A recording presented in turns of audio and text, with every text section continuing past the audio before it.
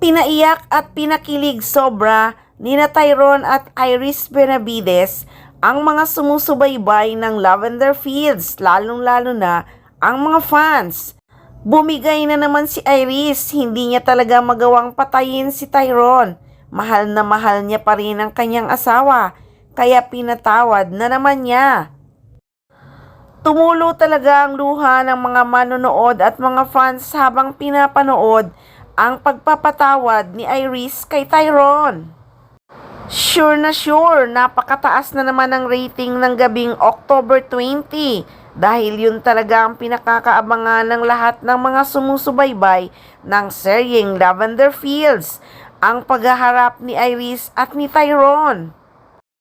At pagkatapos ngang paiyakin ng mga manonood ay pinakilig na naman ng Econim. Alam niyo ba ba't nakakakilig? Nako, may love scene na naman ang dalawa.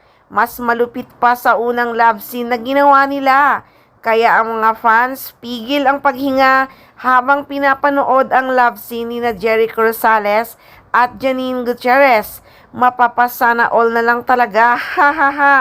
Nako, masaya na naman ang gabi ng mga fans at ang mga sumusubaybay talaga sa seryeng Lavender Fields. Trending na naman ang episode 23. Napatawad na naman si Tyrone at may bonus pang love scene na nakaka-inlove talaga sobra.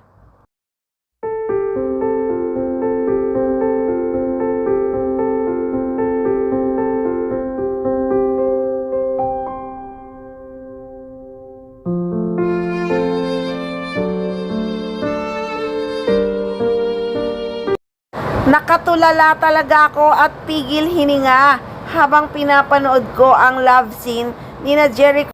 Camera trick lang kaya yun o talagang totohanan na? My God!